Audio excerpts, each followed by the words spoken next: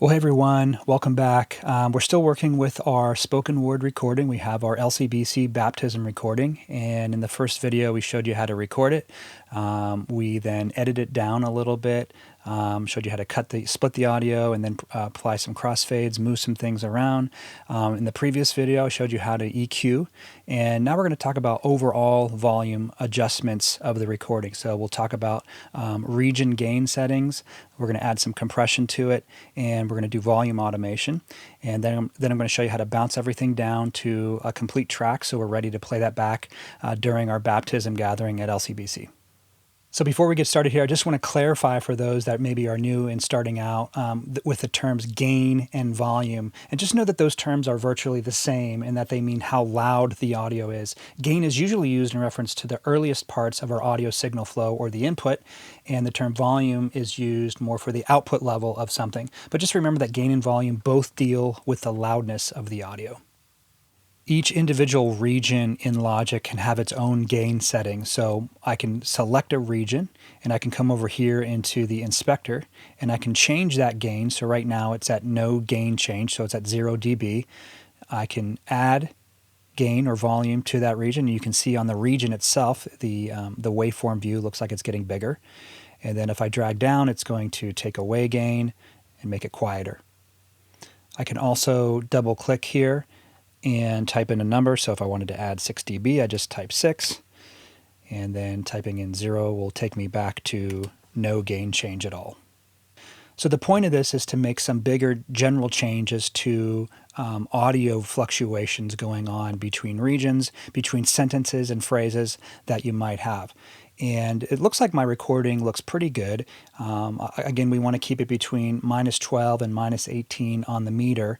What you don't want to do is go in and cut up every little word and try to get all the words to be the same height or the same exact volume. Obviously, it's not going to sound natural in doing that. We want to adjust maybe sentences or phrases. Let's go over here and take a look. I'll give you an example.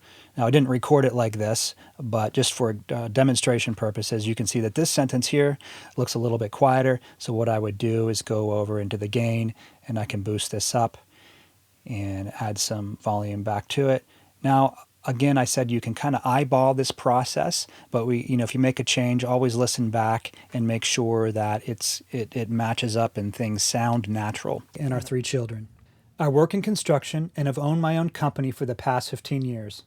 About 2 years ago, if I wanted to take it to the next level, get a little bit more precise and accurate with some of this, I can see that on this sentence here, this last phrase, and again, I'm going to listen to it as well. With my wife, Sally, and our 3 children. Where I say, and our 3 children, it's a little bit quieter. So I can go in, I'm going to zoom in on this spot here where I can take the marquee tool, double click. I want to make sure I do it between the words and the syllables so I have a clean edit. Let's zoom back out a little bit, and I can boost this up just a touch, not too much. You're going to find that at the ends of sentences, a lot of times you trail off a little bit, and that's okay. Again, you want it to still sound natural, so I'm not going to boost a ton here, just a little bit. Sally and our 3 children. And you might have a little bit of a click between these two, or a pop that you might hear, in which case you can apply a crossfade, which I showed you how to do a little bit earlier. Sally and our 3 children. I work in So as I said, we're not going to cut up every little word and adjust the gain, but once in a while you'll have one word or syllable that's a little too loud or a little too quiet, and you can use this process to adjust that. You're not going to need to do that too much with spoken word recording, but when, let's say, you're editing a lead vocal part that's within a full mix and competing to be heard with other instruments going on, you're probably going to find that you're going to need to, let's say, boost a syllable so it can be heard amongst all the other instruments going on. After adjusting region gain, now we're ready to send our audio into a compressor. So if region gain allowed us to adjust volume at a 30,000 foot view, so to speak, a compressor is going to work at a finer detail level, in a sense, between all the little volume peaks and valleys in the recording, which are happening very quickly. How it works is a compressor is going to lower the volume of all the loudest parts of all those little jumps, and which is going to then allow us to bring up the overall volume of the recording so we can hear the softer parts a little bit more clearly. And it's going to bring the sound of the recording a little bit more up front and just even it out a bit more. So we're going to add our compressor plugin after the channel EQ in the plugin strip. So we're going to click over here, go down to Logic, go to Dynamics, and we're going to choose Compressor. Might want to take a notice of some of the default settings that I have for the Logic compressor. So default settings are the settings of a plugin that come up when you first open it, and my default settings may look a bit different than what you have. It might make some sense just to match your controls to mine here for the sake of the video. But if you want to save your own default settings and make them different than what Logic will bring up, you can just make your adjustments and then save them here in the preset menu under Save as Default. So as we look at this top strip here in the compressor plugin, we can see these little buttons. So all of these are different compressor types, and they're all analog emulations of a real-world piece of gear. But this first one here, we're going to start with this first one. This is not an analog emulation, so it's going to give us a clean, uncolored sound, and it's a good one to start with if you're just learning compression, to learn the controls on. And then after you get better at doing this, then you can learn about some of these other ones that slightly color the sound and work a little bit differently. The two most important controls on a compressor are the ratio and the threshold, and I'm going to show you how they work together. So the default settings we have are the threshold and the ratio turned off. The ratio knob's off position is set at 1 or 1-to-1 ratio. And to turn on ratio or engage ratio, we're going to turn it to the right. And with the threshold, and just make a note of this, its knob's off position is all the way to the right instead of the left like most knobs. And it's set at 0 dB. So to engage threshold, we're going to turn that to the left. And that's how it is on most compressors. So threshold sets the level that our input signal, in this case it's the volume of our voice recording, is going to need to exceed for the compressor to start working or to start lowering the volume. And the ratio is where we're going to determine how much compression or volume dropping happens once that threshold is exceeded. So threshold is the when the compression starts working, and the ratio is by how much. The first thing we need to realize is that for any compression to start happening, both knobs, both threshold and ratio, need to be turned on, or not what I call in their off positions. So ratio needs to be turned to some degree to the right, and the threshold is going to need to be turned to some degree to the left for compression to start working. And as you may have guessed it, the further those knobs are turned in those directions, the more compression we're going to be applying. So as a side note, as I'm doing this demonstration, this meter here is going to show us how much compression is being applied. So when this needle moves to the left, it's showing how many dB of volume is being taken away from the input signal at any given moment. So let's add a little bit of average to gentle ratio, around 3-to-1. And I'm not going to get into the math behind this, but I have an example up above if you want to read that and pause the video. All right, so let's now turn on our threshold a little bit, and let's start with minus 10 dB. So again, this doesn't mean I'm taking away 10 dB of volume from the signal. What it's showing is that threshold is setting the point at which the input volume needs to cross over for the compression to start working. So as I play back with my threshold set at minus 10, this blue line here, which is going to indicate our input volume, needs to surpass minus 10 on our input meter for the compression to start to kick in. And as we see that as I play this back, it is not crossing that point. It might be kissing it here and there, but for the most part, it's staying below minus 10. So now let's move our threshold to minus 30. And as we can see, the input signal is far exceeding 30, and we can see our gain reduction meter really start to kick in here and compress the signal. Hello, my name is John. I live in Lancaster with my wife Sally and our 3 children. I work in construction. Hello, my name is John. I live in Lancaster with my wife Sally.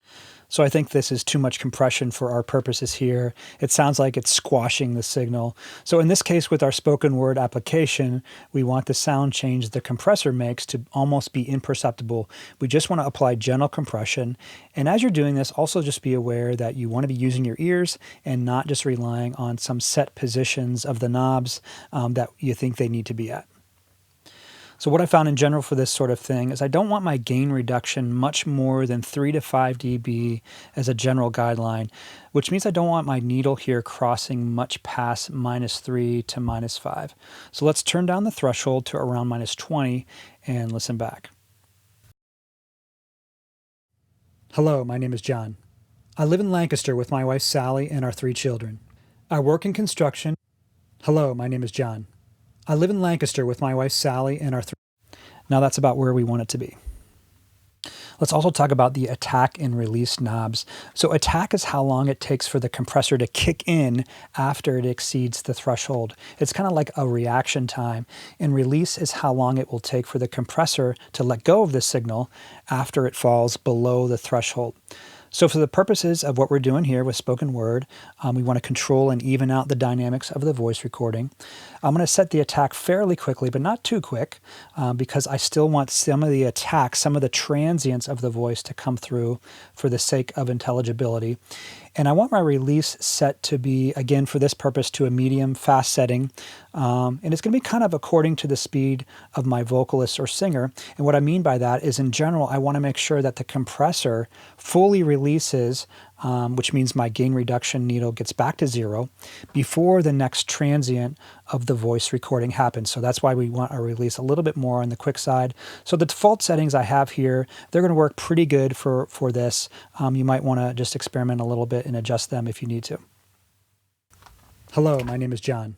I live in Lancaster with my wife Sally and our 3 children. I work in construction. Hello, my name is John. I live in Lancaster with my wife Sally and our 3 children. I work in construction. Hello, my name is John. I live in Lancaster. If you find you get your compressor settings just the way you want, except maybe there's just 1 or 2 spots in the recording, maybe it's one word where the compressor is kicking in too much and squashing it on just that word, instead of changing all your compressor settings and trying to work around that, it might be best to go back to your region gain settings, like for this first word, hello here, just sounds a little bit too squashed to my ears. Hello, my name is John. I live in Lancaster with my wife. So I can go in and I can lower that word a dB or 2, and that would be a better way to solve that problem.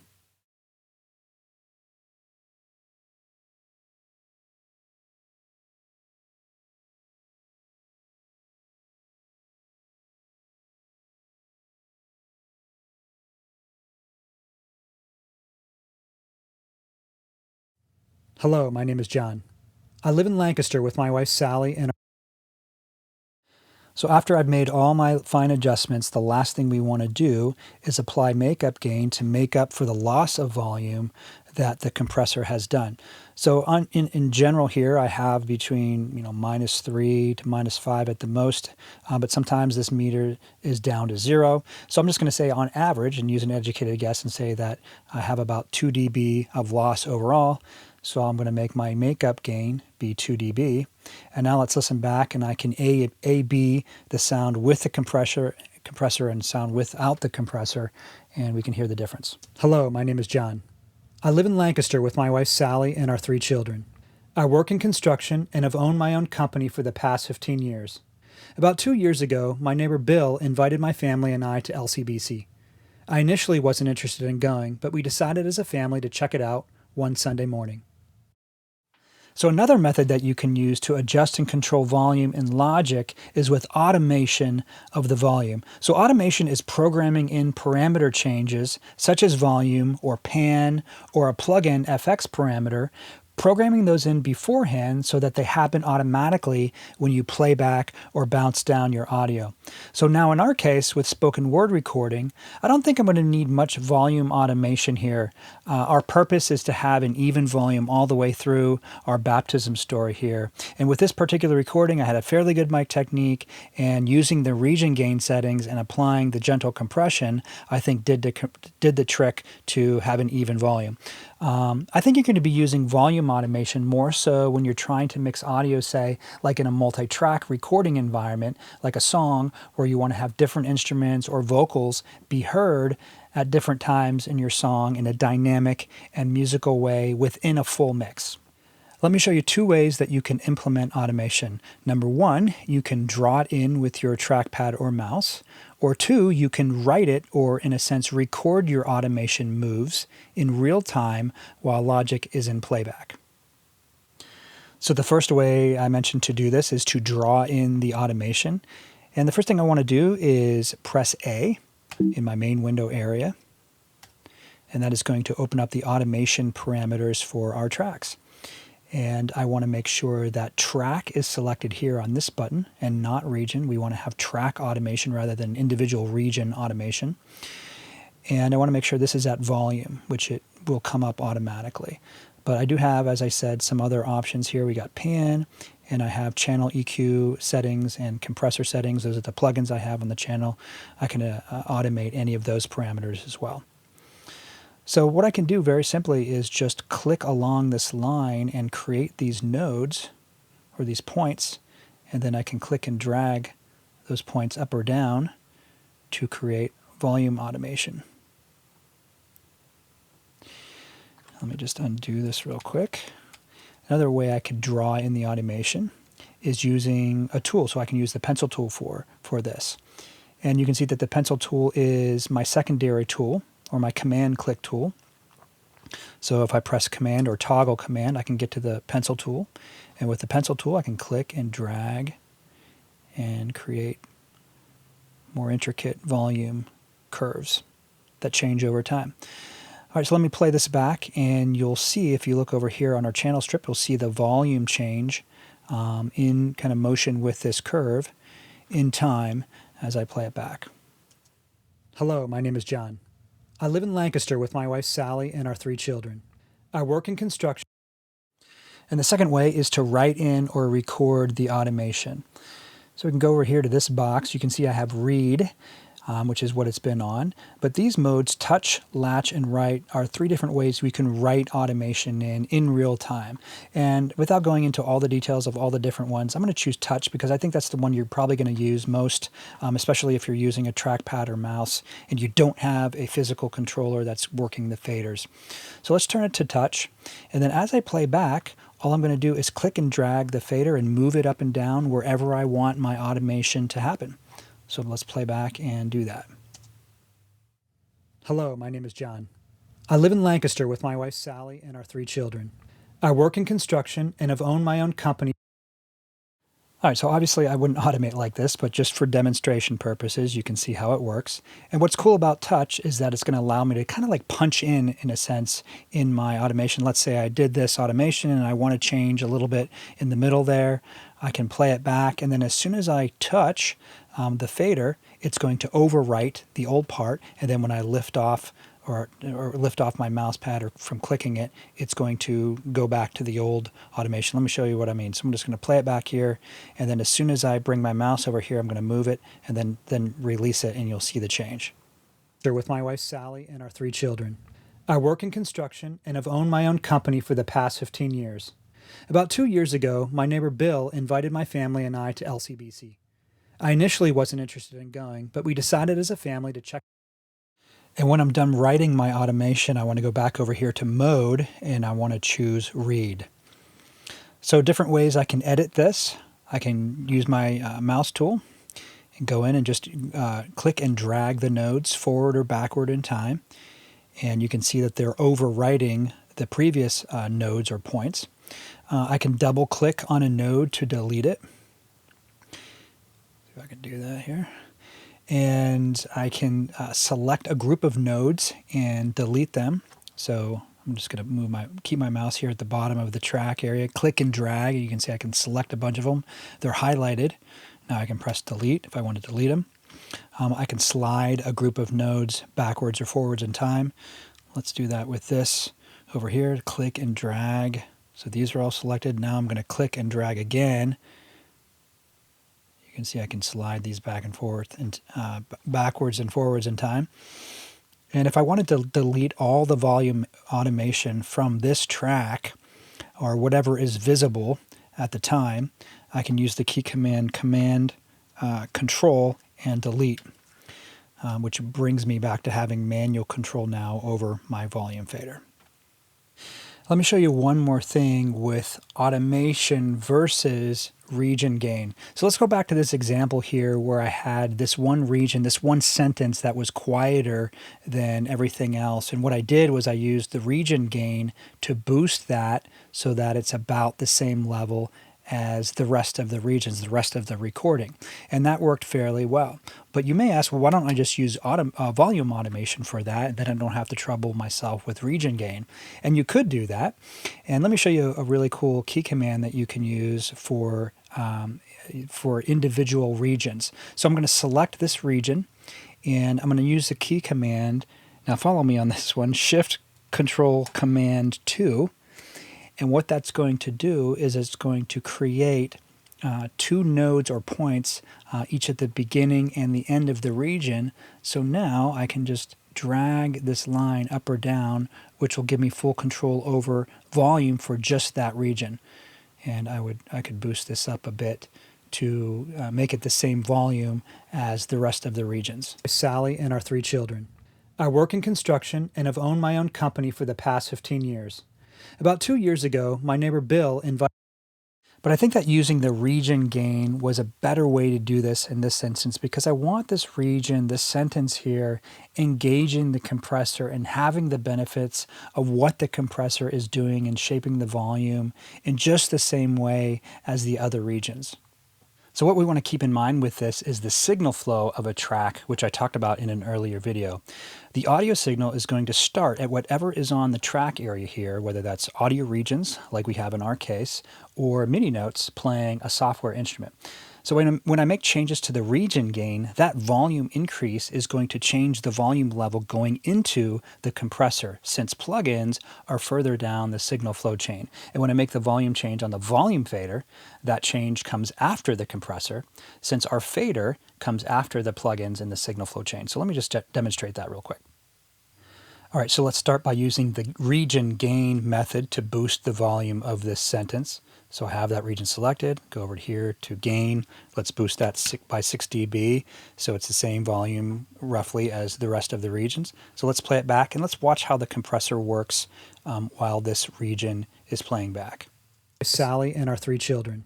I work in construction and have owned my own company for the past 15 years. About 2 years ago, my neighbor Bill invited. All right, so let's use the volume automation method to raise the volume of this region. So I'm going to put the region gain back to 0 for no change at all.